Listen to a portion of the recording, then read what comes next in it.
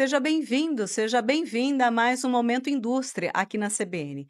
Vamos falar sobre um assunto que toca muito paranaense: pedágio. E estamos em um novo modelo de concessão de rodovias, com o leilão já realizado de 4 lotes, faltando mais 2. Os pedágios nas rodovias do Paraná sempre estiveram no centro de debates sobre infraestrutura e competitividade econômica. Com o novo modelo de concessões rodoviárias, que deve movimentar 50 bilhões de reais em obras, surge também a necessidade de acompanhar de perto a execução dos contratos, os cronogramas e os impactos reais para a população e também para a indústria paranaense. Pensando nisso, o sistema FIEP lançou o Observatório dos Pedágios. É uma plataforma digital aberta ao público em geral, inclusive, que reúne dados técnicos e informações práticas sobre esses 6 lotes de concessão aqui no estado. A proposta é contribuir com transparência, controle social e planejamento estratégico, especialmente para o setor produtivo do estado.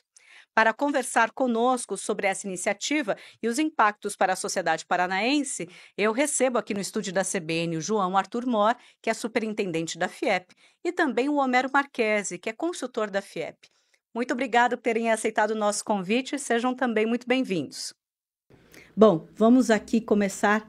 Aliás, falar de um assunto muito interessante. O ouvinte da CBN, quando se fala de concessão de rodovias e de pedágio, é algo que realmente chama atenção e não só se gosta, quer entender mais sobre isso.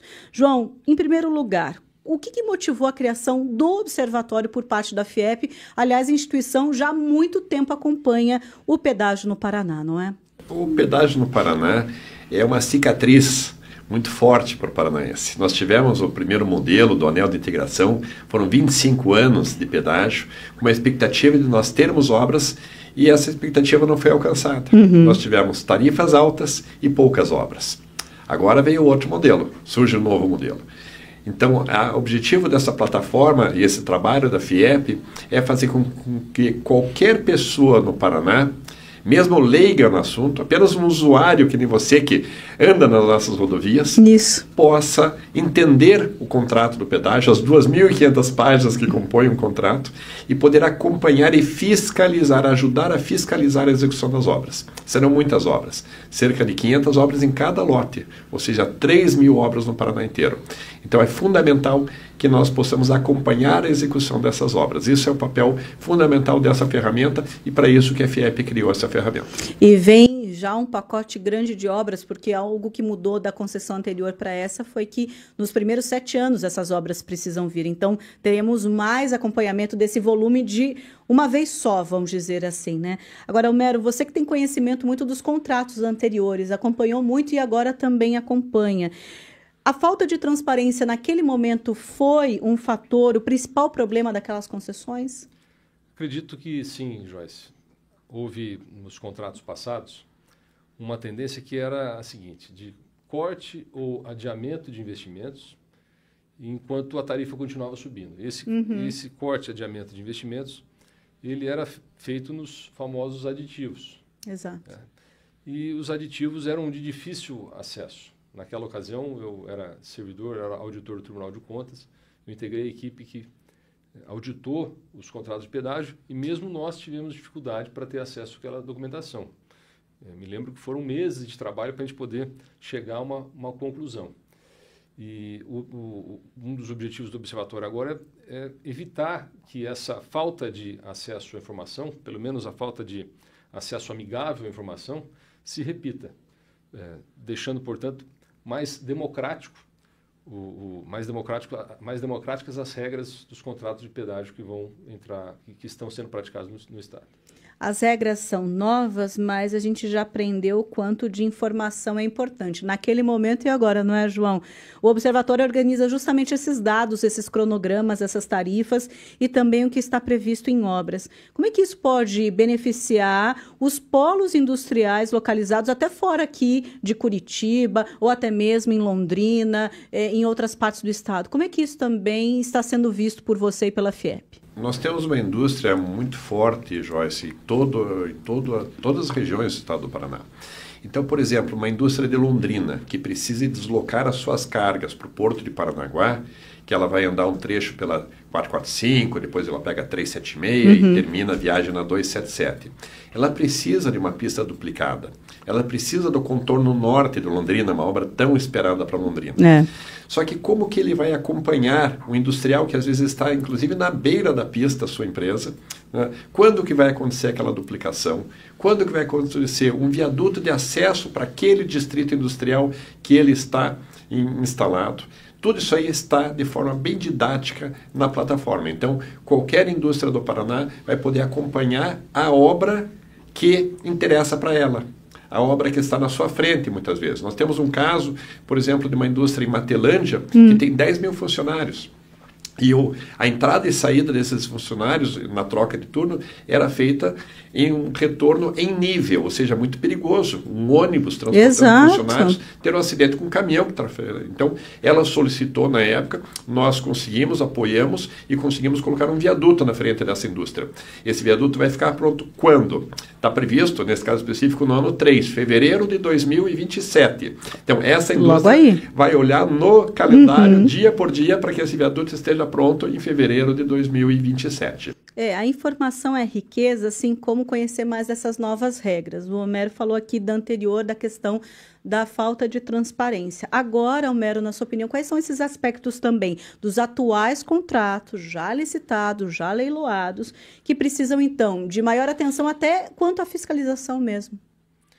Joyce, eu acho que o maior desafio desses novos contratos é a concentração das obras nos primeiros anos de concessão.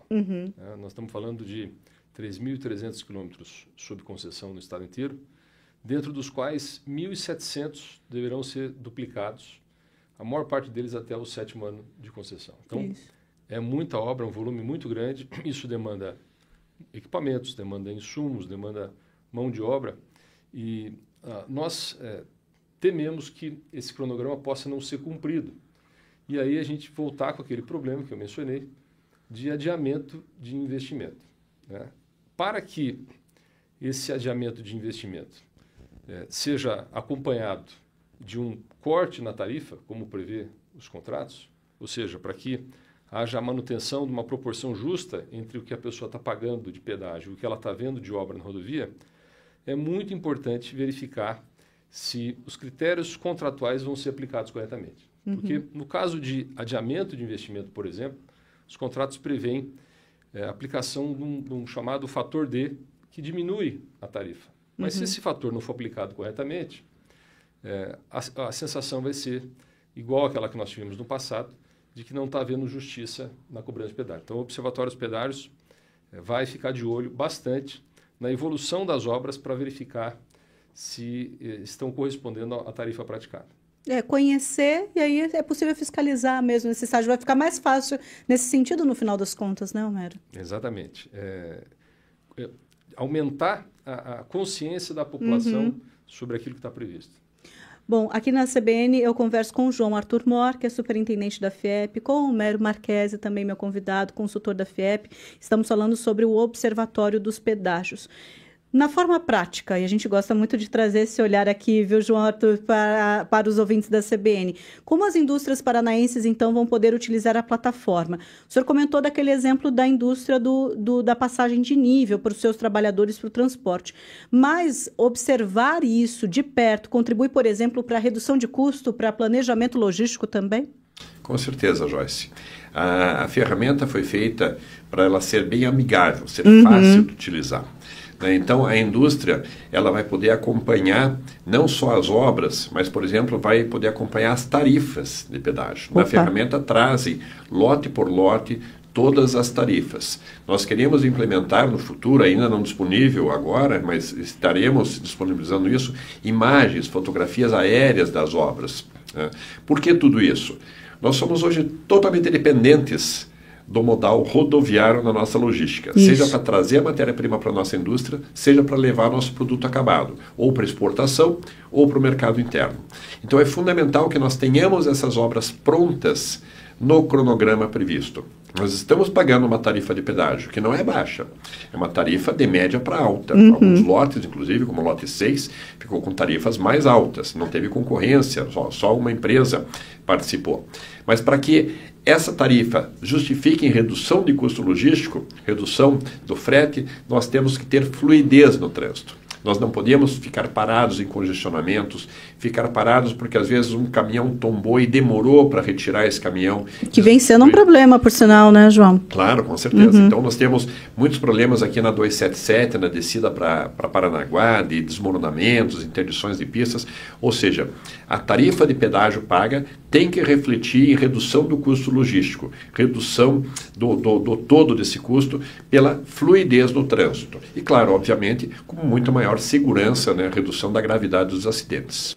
Homero, algo que a gente vem falando é de fiscalização. Então, nós, usuários, podemos conhecer um pouco mais. As indústrias também. Mas os órgãos públicos, os órgãos fiscalizadores também vão aproveitar e poder utilizar a ferramenta, o observatório, de maneira eficiente? Vai contribuir nesse sentido também? Sem dúvida, Joyce. A boa parte das informações que estão no observatório podem ser acessadas em outras fontes, mas com uma certa dificuldade, eu diria. Buscar diário oficial, buscar portal da transparência, enfim. O que o observatório busca?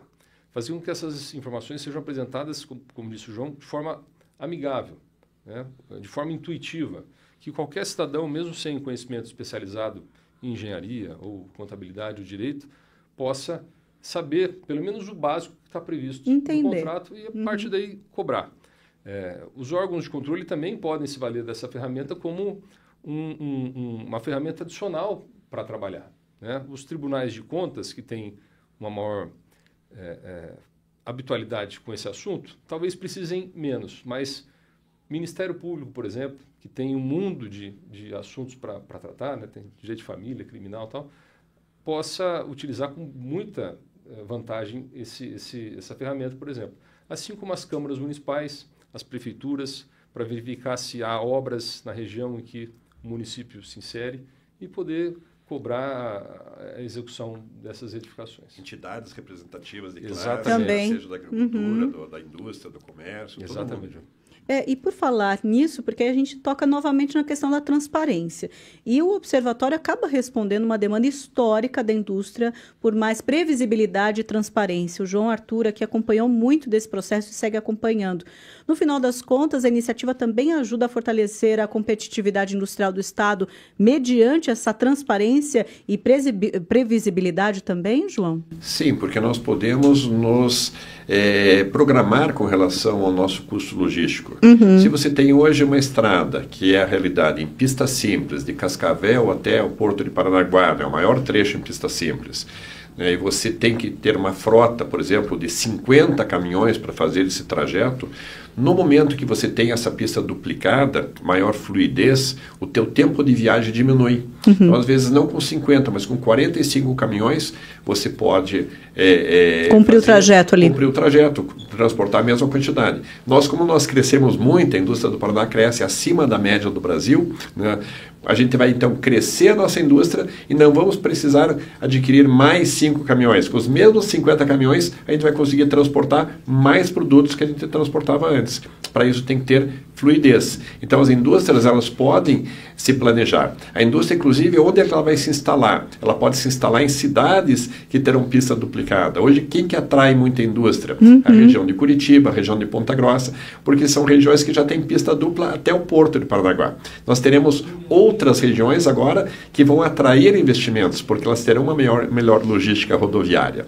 Essa questão da infraestrutura está ligada com logística, ligada à competitividade, e assim a gente vai aprendendo também um pouquinho mais com vocês. Agora, Homero, ali atrás, na nossa conversa ainda, o senhor comentou sobre os aditivos, né? Houve aquelas decisões políticas, inclusive, que alteraram o andamento das concessões na época, lá no nosso projeto primeiro de concessão de rodovias aqui no Paraná.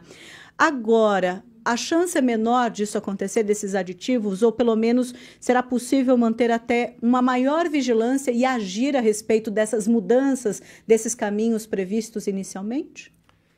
Com certeza. Uma das finalidades do observatório também é acompanhar esses aditivos. Nós vamos verificar se eles correspondem às necessidades do paranaense, se eles correspondem às regras contratuais. Nos contratos passados, houve uma série de problemas, né, inclusive corrupção, mas também houve uma grande inexperiência sobre o assunto. Aquele modelo de pedágio do Paraná foi um dos primeiros do Brasil.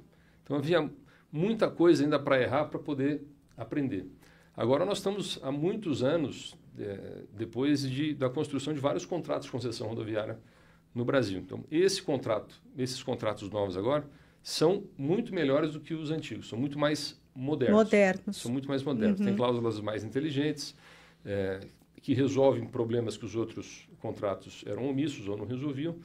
Agora, a gente precisa fazer com que eles valham na prática, né? Que eles sejam para valer. Tem isso também, né? No final das contas, vai a gente também entendendo um pouco na prática, não é, Homero, do que vai acontecendo. Mas já tem estimativa, João, de impactos econômicos com a melhoria da infraestrutura do Estado, aí partindo para esse olhar da concessão de rodovias? Nós temos um número, Joyce, do Brasil comparado com o mundo em termos de logística. Né? Então, enquanto se fala que, por exemplo, os Estados Unidos, que tem uma logística muito boa, de rodovias, de ferrovias, de hidrovias como um todo, ele tem um gasto logístico em torno de 8% do PIB americano em gasto em logística, o Brasil gasta 12% a 13% do seu PIB em logística.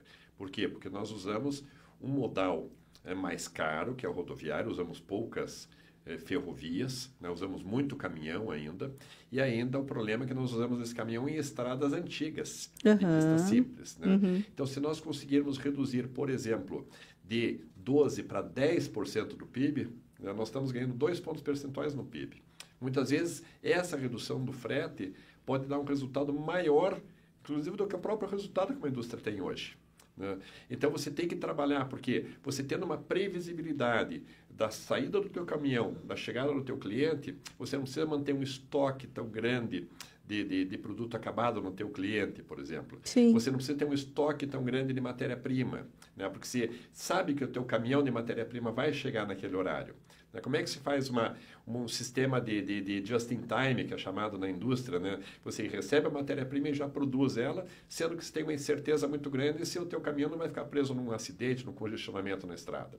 Então, a redução do custo logístico é o nosso foco, para que nós tenhamos uma indústria mais competitiva. E para isso nós temos que ter um sistema rodoviário eficiente no Paraná.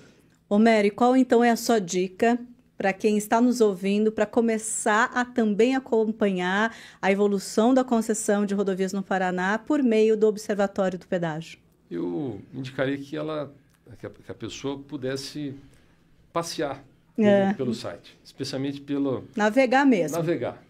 Tem uma aba que é o mapa de obras, em que todas as obras dos contratos foram lançadas nas rodovias paranaenses num mapa interativo.